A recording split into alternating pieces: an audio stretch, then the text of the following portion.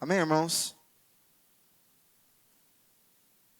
Vamos dar sequência nos nossos estudos no Evangelho de Mateus, né? Hoje nós vamos finalizar o capítulo 20. Abra aí a sua Bíblia em Mateus 20. Nós vamos hoje meditar um pouco, estudar um pouco aí, nos versículos de 29 até o 34, que é o último versículo aí do capítulo 20. E o tema de hoje, irmãos, também é um trecho aí do capítulo 20 muito conhecido, né, de todos nós, que tem bastante a ver com essa música que nós cantamos agora por último, né? E o nosso tema é o toque transformador, né? É um trecho onde nós vamos ver a passagem dos cegos de Jericó, né? Onde eles são curados por Jesus ali. Vamos ler o texto então, para nós podermos meditar naquilo que o Senhor tem a nos ensinar nessa noite. A partir do versículo 29, diz assim: Saindo eles de Jericó, uma grande multidão seguia Jesus.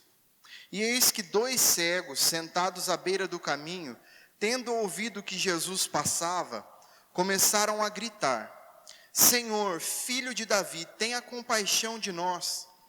Mas a multidão os repreendia para que se calassem. Eles, porém, gritavam cada vez mais: Senhor, filho de Davi, tenha compaixão de nós. Jesus parou, chamou-os e perguntou: O que vocês querem que eu lhes faça? Eles responderam: Senhor, que se abram os nossos olhos. Profundamente compadecido, Jesus tocou nos olhos deles. E imediatamente recuperaram a vista e o seguiram. Irmãos, a cura dos cegos de Jericó, ou do cego Bartimeu, né? Como é registrada depois nos outros evangelhos, né? Esse trecho, essa história, ela é registrada por Mateus, por Marcos e por Lucas, né? Mateus, aqui onde nós lemos, ele cita 2 cegos, né? Enquanto Marcos e Lucas vai falar de apenas um, certo? Lá em Lucas também, o evangelista vai dizer ali que Jesus estava entrando em Jericó. Marcos e Mateus, eles vão dizer que Jesus estava saindo de Jericó. Muitos aí, na tentativa de descredibilizar a palavra, né, apontam essas diferenças aqui como contradições. Mas nós vamos perceber que não são contradições, são situações que se completam, que se complementam, né? E que se nós tivermos um pouquinho de boa vontade, de desejo de entender o que a Bíblia está dizendo, nós conseguimos chegar a um entendimento. O que significa essas diferenças aí? Primeiro, a primeira diferença: Marcos e Lucas, apesar de citar apenas um cego, né, eles não dizem que havia só um cego, né? Eles simplesmente ali escolheram dar destaque a Bartimeu, certo? Porque muito provavelmente ele era aquele que era mais conhecido ali na região entre eles, e para os discípulos então era uma figura, né, um pouco mais lembrada ali deles, então seria mais fácil de relatar aqui de forma mais própria. Então não há contradição, há apenas uma ênfase diferente, né? Mateus decide falar sobre 2 e Marcos e Lucas dão ênfase apenas a um deles, certo? Uma segunda possível contradição, né, é essa questão de um dizer que Jesus estava entrando em Jericó e outros dizerem que ele estava saindo, né? E a explicação para isso aqui, ela é histórica, ela é simples e histórica. Porque no século I havia duas Jericós, certo? A antiga, que estava em ruínas, né, que havia sido destruída, e a nova Jericó, que havia sido reconstruída por Herodes o Grande. Essa nova Jericó, ela ficava ao sul da antiga, tá? Era uma cidade já próspera, né, com palmeiras, jardins, palácios, uma cidade já estabelecida. Então, esse milagre, esse acontecimento aqui, muito provavelmente aconteceu entre as duas, certo? Entre uma e outra, ou seja, saindo de uma e entrando em outra. Nós estamos vendo que Jesus estava trilhando um caminho, ele estava andando, percorrendo um caminho. Novamente, perspectivas, né? Uns enxergam de uma forma, outros de outra, mas o milagre está aqui, aquilo que aconteceu, aconteceu, né? Pois bem, Jesus ele estava passando aqui por Jericó, irmãos, na sua última semana antes da cruz, né? A semana em que ele seria preso, em que ele seria julgado, que ele seria crucificado. E naquele momento ali, os dois cegos que estavam à beira do caminho, eles estavam prestes a viver o maior milagre de suas vidas. Então, se eles, naquele momento, não clamassem, aquele momento ia passar. Para eles, era a última oportunidade que eles tinham para viver aquele milagre. Talvez eles, muito provavelmente, não se encontrariam mais fisicamente com Jesus. O texto diz que uma grande multidão seguia Jesus, né? E essa grande multidão seguia Jesus porque eles estavam vivendo ali o período da Páscoa, que era a principal festa judaica, né? E a lei judaica, ela exigia que todo homem judeu com mais de 12 anos e que morasse ali num raio de 25 quilômetros de Jerusalém, deveria comparecer à celebração da Páscoa então. Nem todos conseguiam ir, né? Mas muitos se reuniam ali à beira do caminho para saudar aqueles que estavam indo para Jerusalém. Além disso também, muitos sacerdotes e levitas que viviam ali em Jericó também subiam para Jerusalém nessa época. Então, irmãos, eram cerca de 20.000 pessoas ali, divididos entre os turnos de serviço. Era muita gente. Então imagina a cena, as ruas cheias, aquele converseiro, aquele burburinho acontecendo das pessoas, né? Os curiosos ali observando Jesus passar, o mestre, né, que desafiava os religiosos, os líderes religiosos, né, os mestres da lei. E em meio a essa multidão barulhenta, esse caos que estava acontecendo ali, dois homens à beira do caminho, sentados ali, clamando por um milagre. Irmãos, a condição desses homens antes do encontro de Jesus era uma condição de pessoas miseráveis, né, que estavam vivendo o pior deste mundo. Existem alguns dramas aqui na vida deles que nós podemos destacar. O primeiro é que eles viviam em uma cidade condenada, né? Jericó foi uma das cidades mais marcantes da história de Israel. Ela foi a primeira grande fortaleza destruída por Josué, né, com o exército do Senhor, durante a conquista da terra prometida. Lá em Josué capítulo 6, versículo 20 e 21, tem a descrição desse fato. E após a sua queda, né, Josué, ele declarou uma maldição para quem tentasse reconstruir a cidade, né? Ele diz assim no versículo 26, Josué 6, 26, maldito diante do Senhor seja o homem que se levantar e reedificar esta cidade de Jericó. Com a perda do seu primogênito, lhe porá os fundamentos, e à custa do mais novo, as portas. Então, séculos mais tarde, né, o Herodes o Grande, ele reconstruiu Jericó. Mas nem toda a sua grandiosidade, né, nem toda a beleza da cidade puderam remover essa maldição que estava sobre ela. Mas mesmo, irmãos, diante dessa maldição, mesmo diante deste momento, Jesus trouxe a salvação. tanto a um homem rico, como o caso de Zaqueu, que também estava por ali, quanto para esses dois cegos, pobres, que estavam à beira do caminho. A cegueira, irmãos, é uma das imagens mais fortes da Bíblia para descrever a condição espiritual do homem sem Deus. Bartimeu, segundo a descrição de Marcos sobre esse acontecimento, ele não era só um cego, ele era um mendigo, né? Eles eram pessoas que estavam na escória da sociedade, pessoas desprezadas pela sociedade. Então eles não só não podiam ver, como eles também não tinham recursos, não tinham direção.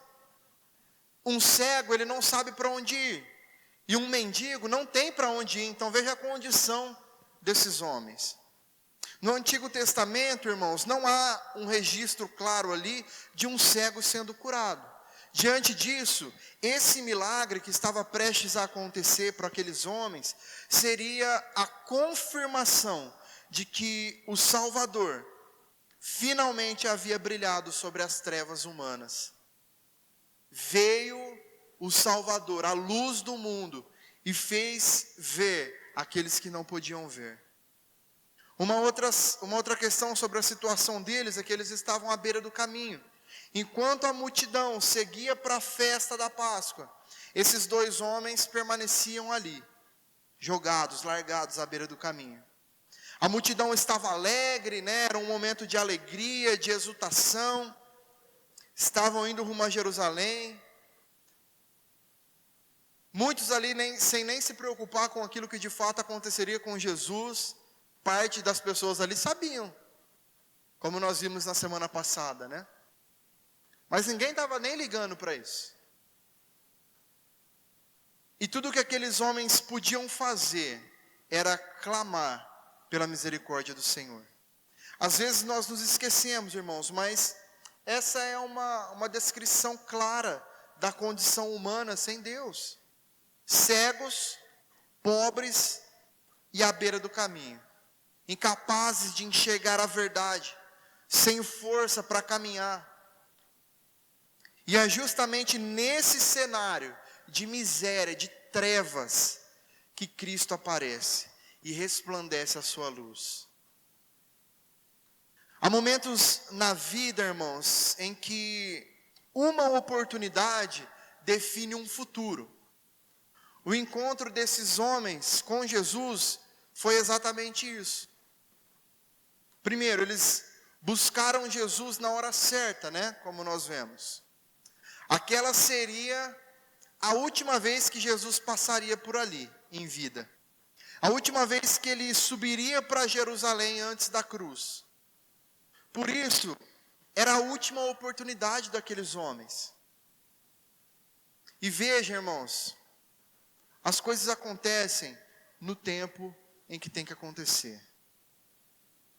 A gente às vezes pode questionar, mas por que Jesus não foi antes, não curou eles antes? Né? Por que eles não foram curados antes? Por que eles não foram tocados antes? Irmãos,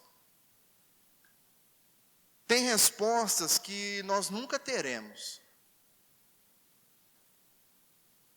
Mas nós precisamos aprender a descansar no fato de que, ainda que seja na última passada, ainda que seja no último momento, ainda que seja no último suspiro, Cristo irá cumprir com o seu plano, independente de qualquer coisa. E foi isso que aconteceu. O tempo da oportunidade não passou para aqueles homens, porque eles clamaram.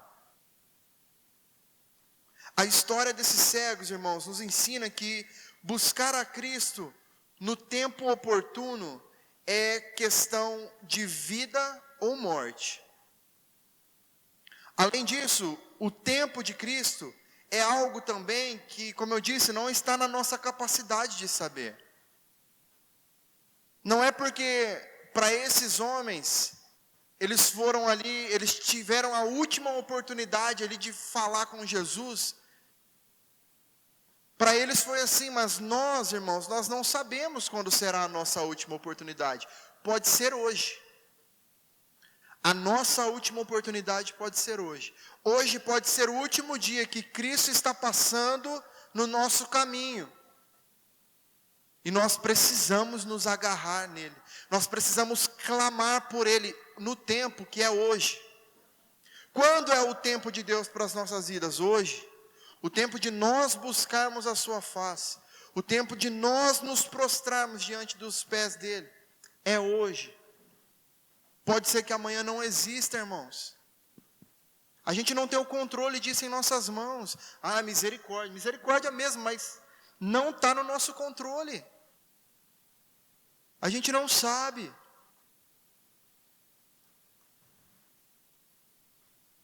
Aqueles homens, além de terem buscado no momento certo, eles buscaram a pessoa certa. E engraçado, irônico, né? Engraçado não, mas irônico. Mesmo os cegos, aqueles homens, enxergaram muito mais do que aqueles que tinham a visão. Tinha uma multidão no entorno de Jesus. E a grande maioria dessas pessoas que estavam ao redor de Jesus, sequer entendiam quem ele era. O que ele estava fazendo, para onde ele estava indo, por que ele estava indo. Já aqueles dois homens cegos, chamaram por Jesus, não como quem chama qualquer pessoa, mas eles disseram: Senhor, Filho de Davi.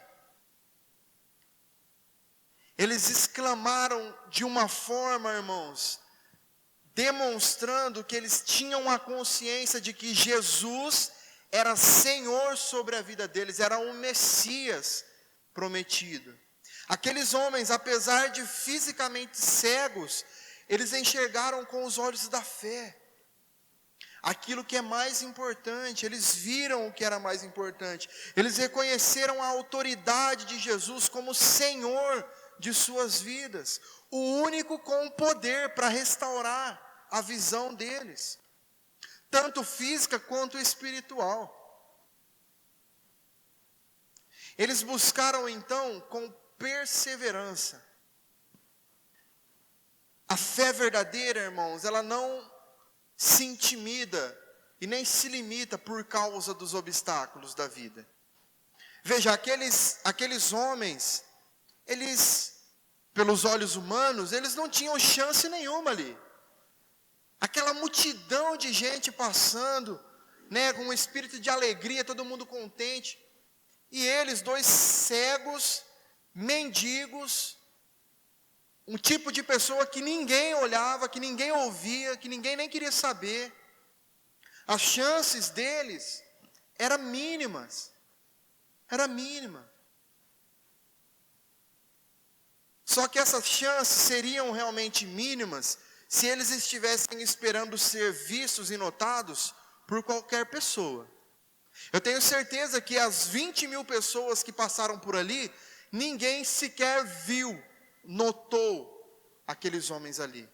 Não como deveriam. O texto diz que a multidão os repreendia. Ou seja, tratava aqueles homens ali como uma pedra de tropeço no caminho deles. Vocês estão aqui, vocês estão atrapalhando o caminho, a passagem, fiquem quietos, parem de falar. Mas Jesus pode nos ouvir. Ainda que a multidão ao nosso redor, de problemas, de situações contrárias, estejam de certa forma abafando e sufocando a nossa voz, Cristo nos ouvirá. Aqueles homens, irmãos, estavam decididos a serem ouvidos por Jesus, porque eles sabiam que Cristo era o único que podia mudar a história deles. E isso nos ensina que a verdadeira fé, irmãos, ela é persistente. Ela resiste às vozes ao nosso redor que tentam nos abafar. A verdadeira fé não desiste até tocar o coração de Deus. Mas Existe um porém aqui. Aqueles homens, por mais desesperados que eles estivessem, eles buscaram a Jesus com humildade. Eles não exigiram justiça. Eles clamaram por misericórdia. Senhor, Filho de Davi, tem compaixão, tem misericórdia de nós. Eles não agiram, não falaram com arrogância, não reivindicaram nada para si. Eles falaram aqui com o reconhecimento da total dependência da graça que eles tinham. O clamor deles, irmãos, é uma oração curta, mas que demonstra humildade. E que continua sendo respondida até hoje. Eles também buscaram Jesus com objetividade. Ao ouvir ali o clamor deles, Jesus perguntou: o que querem que eu lhes faça? Irmãos, vocês acham que Jesus não sabia o que eles queriam? Era óbvio, né? Qualquer pessoa ali passando sabia o que eles queriam. Eles eram mendigos, pobres, não tinham nada, abandonados pela sociedade. E cegos, não enxergavam. Jesus, o que será que a gente quer, Jesus? É meio óbvio, né? Mas, irmãos, Jesus, Ele quer se relacionar conosco. Por isso Ele deseja que nós expressemos claramente as nossas necessidades a Ele. Jesus sabia o que eles precisavam. Mas aqueles homens também sabiam o que eles precisavam. Eles não pediram esmola, eles não pediram consolo, eles não pediram luxo, conforto. Eles pediram visão. Eles queriam enxergar. Jesus curou os cegos de Jericó, irmãos, porque embora eles não tivessem visão, eles desejavam ver. Muitos enxergam fisicamente, mas permanecem cegos espiritualmente, porque se recusam a ver a verdade. Há vários tipos de cegueira que nós podemos classificar, né? Uma delas é a cegueira daqueles que enxergam, mas que interpretam o mal que enxergam, como Eva, por exemplo, que viu o fruto proibido, mas mesmo assim desejou e ignorou o problema, ignorou o pecado. Quantos de nós muitas vezes estamos cegos pelos nossos desejos? Vemos a situação, entendemos os problemas que envolvem a situação e mesmo assim mergulhamos na situação. Há também aquela cegueira daqueles que só percebem os erros dos outros. Nunca conseguem enxergar os próprios erros. Enxergam o cisco no olho do irmão, mas nunca a trave no seu próprio olho. Há também uma cegueira ainda mais grave.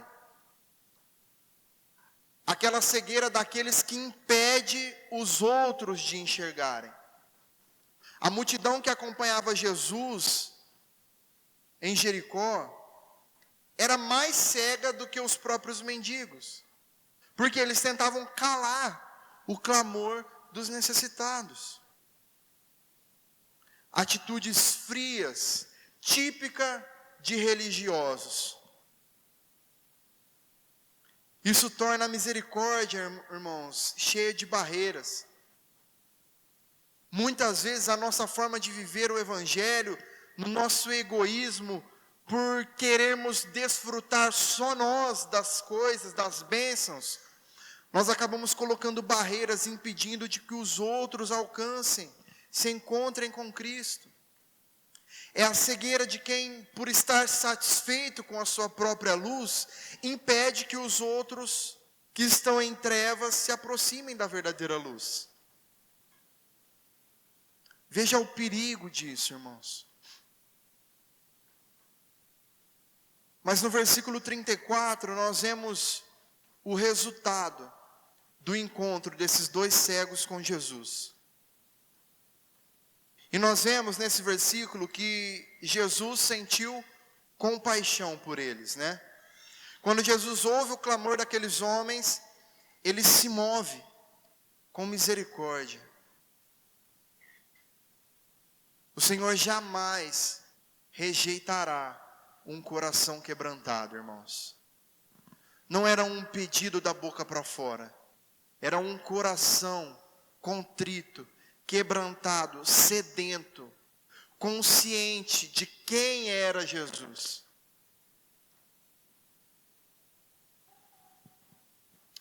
O texto fala sobre compaixão, né? E no original, essa palavra, compaixão, fala de um sentimento que vem das entranhas. É algo profundo. No Oriente, né? É muito comum, inclusive se nós pegarmos algumas traduções bíblicas, mais arcaicas, mais antigas, quando o texto bíblico fala sobre amar de todo o coração, o texto sempre vai fazer essa referência de entranhas. Porque as pessoas no Oriente, eles tinham essa ideia de que, sabe aquele friozinho na barriga? De quem sente, de quem ama, de quem quer estar perto. Algo que vem de dentro, que mexe até com o nosso físico. Eles associavam isso. Então, essa compaixão é algo que vem de dentro, algo que toca até mesmo o físico. Jesus se compadeceu da situação daqueles homens. Irmãos, quando há verdade nos nossos pedidos, quando há clareza, quando são pedidos verdadeiramente dignos diante do Senhor, o Senhor se compadece da nossa situação. Cristo se sensibilizou diante do sofrimento deles. Irmãos, nós estamos falando de Deus. O próprio Deus se sensibilizou diante da situação daqueles homens. E não era só porque eles eram cegos, mendigos, pessoas em situação de rua. Cristo se sensibilizou com o pedido deles, porque viu verdade, viu um clamor genuíno, por isso teve misericórdia. Assim, irmãos, é com todos aqueles que clamam verdadeiramente por Ele. O Salvador se identifica com o sofrimento humano. Nós servimos a um Deus que está perto de nós e não distante. Não à toa, irmãos, que Ele habita em nós. Ele habita em nós. Ele viveu neste mundo sentindo as dores que nós vivemos, que nós sentimos. Ele sabe o que nós passamos. Ele sabe as nossas angústias, as nossas dores, as nossas aflições. Ele sabe. Ele não está distante. E então Jesus fez o que com aqueles homens? O texto diz que Jesus tocou em seus olhos. Irmãos, isso pode parecer algo simples, né? Algo comum. Mas Jesus foi lá, tocou no olho deles. Mas irmãos, aqueles homens, eles eram acostumados à rejeição. Eram acostumados ao isolamento. Sabe-se lá quando tinha sido a última vez que um ser humano encostou uma mão, estendeu uma mão para aqueles homens. E o texto diz que Jesus tocou em seus olhos. Aqueles que estavam acostumados com a indiferença foram tocados pela mão de amor de Jesus. O toque, e Jesus faz isso muitas vezes, né? Ele fez isso com o leproso. Jesus tocava aqueles que ninguém queria nem chegar perto. Mas esse aqui não foi só um toque físico, irmãos. Foi um toque emocional, um toque espiritual. Com esse gesto, Jesus mostrou que via de fato o valor devido daqueles homens. Eles não eram objetos à beira do caminho. Cristo não apenas cura o corpo aqui, mas Ele alcança o coração ferido, humilhado, o profundo da alma, do ser daqueles homens. É uma restauração completa. A cura dos olhos é só um detalhe neste momento. Mas Jesus curou os seus olhos. O texto é muito simples e direto aqui, né? Imediatamente recuperaram a vista. Eles passaram da completa escuridão, das trevas, para a luz. A cura foi completa, irmãos, foi total. Como eu sempre falo aqui, Jesus não cura ninguém por parcelas. Ele é perfeito. O milagre é perfeito. Não há cura parcelada. Sempre que nós vemos um milagre por parte de Jesus, Ele faz por completo. Porque Ele é perfeito em tudo que Ele faz. Foi uma cura imediata. Assim como é a salvação que Cristo realiza, irmãos. Ele não só abre os olhos físicos, não apenas cura o físico, mas também Ele abre os olhos espirituais. Ele tira as escamas dos nossos olhos espirituais, para que nós possamos ver, enxergar a graça, reconhecer a glória de Deus.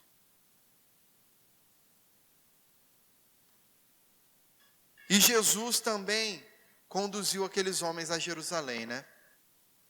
E é interessante nós vemos que Mateus ele encerra o capítulo falando que, o quê? Depois da cura, ele diz, e os seguiram. Segundo o relato de Mateus, não houve sequer um convite. Nós não vemos Jesus falando, venham, me sigam. Jesus tocou em seus olhos, os curou. E o texto diz, e os seguiram.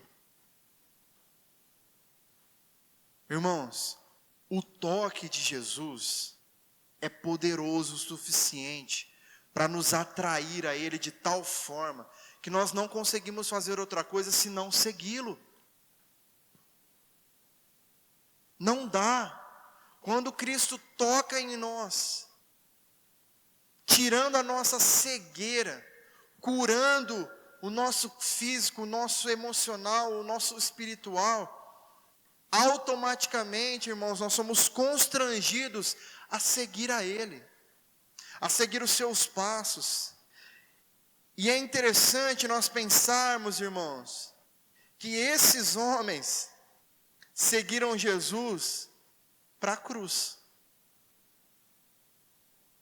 Eles seguiram Jesus para o sofrimento, para o caminho de dor. Pode ser que eles ainda não soubessem, né? Mas no meio do caminho eles descobririam. Eles não seguiram Jesus pela fama, pelo conforto, pelo prestígio. Eles seguiram Jesus para o sacrifício. Jerusalém, como nós falamos, era o destino do sofrimento, da cruz. E eles foram. Hoje, irmãos, Jesus, Ele continua passando pela nossa vida, cruzando aí as avenidas da nossa história. E diante dele nós temos duas opções. Ou nós clamamos com fé pelo seu nome e somos transformados, ou nós deixamos ele passar e perdemos a oportunidade de sermos alcançados pela graça. Que nós sejamos como esses dois homens cegos, que nós possamos levantar-nos, clamar por misericórdia e seguir o Mestre pelo caminho, com os olhos abertos, com o coração renovado. Apenas para terminarmos, algumas aplicações. Nós aprendemos aqui, irmãos, que a fé, ela não se cala diante das circunstâncias contrárias. A fé daqueles homens nos ensina que o verdadeiro clamor nasce de entendermos a nossa dependência de Cristo. Nós dependemos dele. Então não importa a situação. Nós precisamos dele. Se está tudo bem, nós precisamos dele. Se está tudo mal, nós precisamos dele. Nós precisamos dele. Ainda que a multidão dos nossos problemas tentem calar a nossa voz, o nosso clamor, nós não podemos parar de clamar, irmãos, porque pode ser que seja a nossa última chance.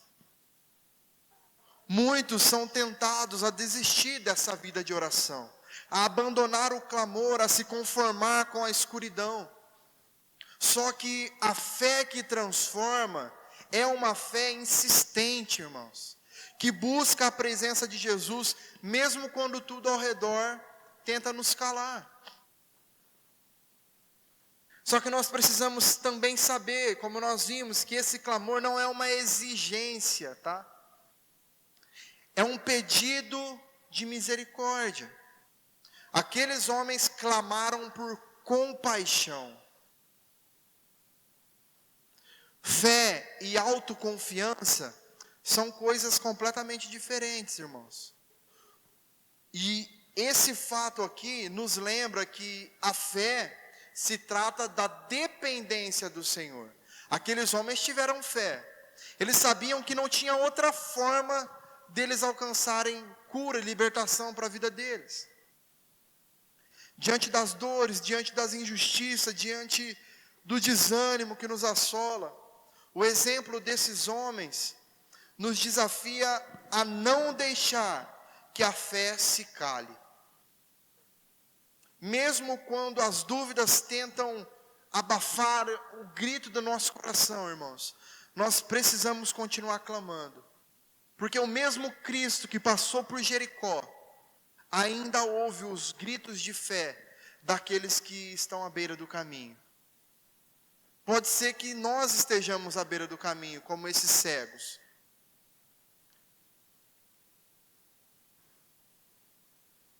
Outra coisa, o toque de Jesus restaura por completo. Nós vimos que o toque de Jesus aqui não foi só um toque físico. Foi um ato de restauração completa. Antes de curar os olhos, Jesus curou o coração. Um coração ferido ali pela exclusão, pelo abandono.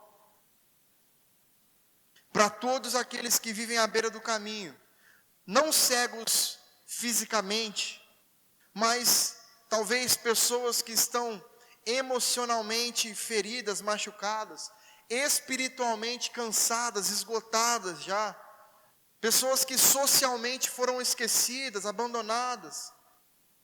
O mesmo Cristo que parou diante dos cegos de Jericó, continua parando diante de todos os que estão cansados. Vinde a mim, todos que estão cansados e sobrecarregados, e eu vos aliviarei. É uma promessa de Jesus, irmãos. Só que isso também nos exorta para uma questão. Jesus, ele não curou de longe. Ele se inclinou, ele se aproximou e estendeu a mão e tocou naqueles homens. Isso nos mostra que o cristianismo não se vive em isolamento. O cristianismo não se vive na individualidade só. Servir a Cristo é também tocar em vidas. Ser instrumento de um toque compassivo de Deus neste mundo. E esse toque, irmãos, pode ser muitas vezes o simples sentar para ouvir alguém. Uma oração, um abraço. O toque de Jesus ainda alcança quem clama. E muitas vezes, irmãos, nós como igreja, seremos os braços e as mãos estendidas do Senhor neste mundo, para abraçar, para tocar as pessoas que estão ao nosso redor. Onde quer que Cristo passe, a maldição dá lugar à bênção. Porque o toque do Salvador faz aquele que estava morto reviver. E por último, o verdadeiro encontro com Cristo nos faz segui-lo. Como eu disse, ele nos atrai de forma irresistível, irmãos. Aqueles homens não buscaram apenas o milagre, eles buscaram o mestre, o autor do milagre. Esse encontro com Jesus, irmãos, nunca deve terminar na bênção recebida. Quantos de nós buscamos uma bênção, e quando ela chega, nós desfrutamos dela e abandonamos a fé?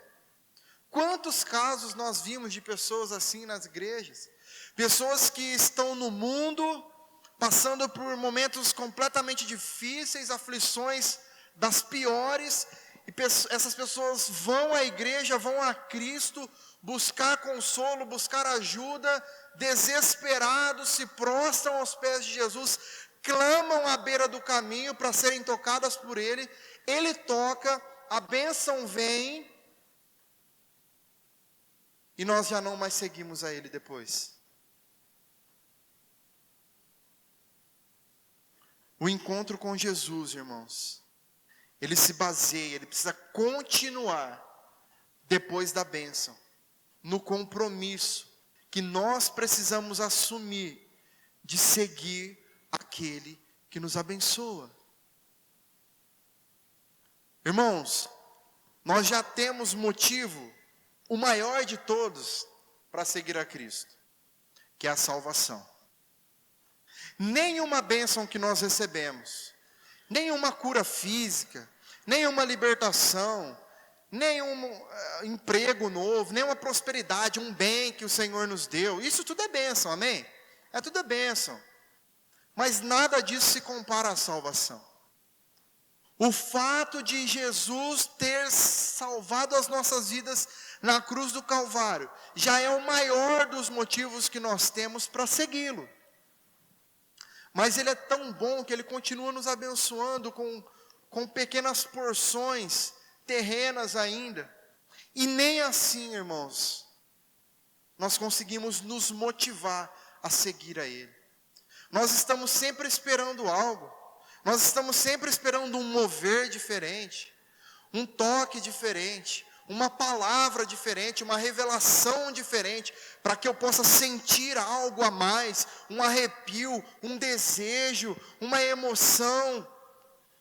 Irmãos, a salvação é o maior motivo que nós temos para seguir a Cristo. Se nós estamos seguindo a Cristo porque queremos bênçãos para este mundo, nós estamos seguindo a Cristo errado. O seguir a Cristo é um ato de reconhecimento da nossa incapacidade de nos salvarmos sozinhos. É um ato de reconhecimento pelo sacrifício feito por nós na cruz.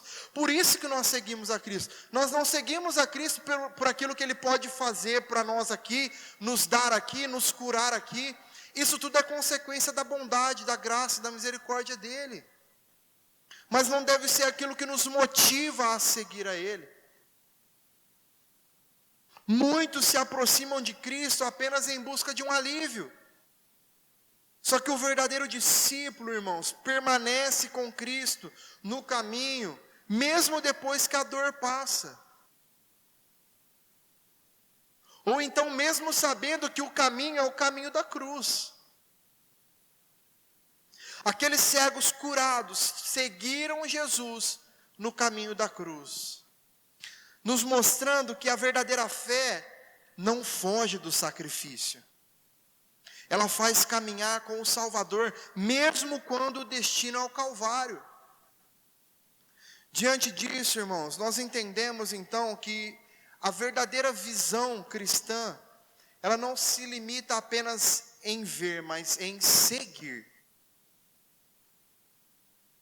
Quem foi tocado por Jesus não pode permanecer parado onde está.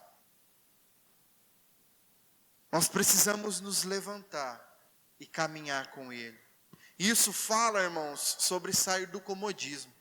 Aqueles homens que foram curados naquele momento, eles podiam muito bem deixar a multidão passar e ir embora, fazer qualquer outra coisa, comemorar, estou feliz, fui curado. Beleza, vou lá para minha casa, se aqui tinham casa, família, não sei. Mas eles seguiram a Jesus. Eles não ficaram na zona de conforto deles. Nós precisamos sair da zona de conforto, irmãos. E cada passo, tenha essa consciência, cada passo dado atrás de Cristo, seguindo a Cristo, é um testemunho de que o milagre da fé continua vivo. E nós temos o maior exemplo, irmãos, que é o próprio Cristo. Ele é a verdadeira luz que brilha sobre os que estão à beira do caminho. O toque de Jesus alcança aqueles que a sociedade ignora, através de nós, amém? Através da nossa ação.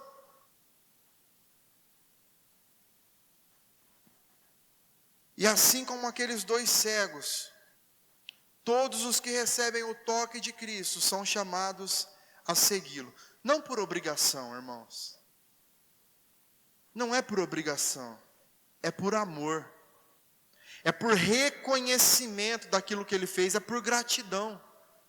Irmãos, se Cristo fez o que fez por nós na cruz do Calvário, o mínimo que nós podemos fazer é segui-lo. Se Ele morreu por nós, nós devemos viver para Ele. Porque quem foi alcançado pela compaixão de Cristo, não pode mais viver sem a sua presença. Amém?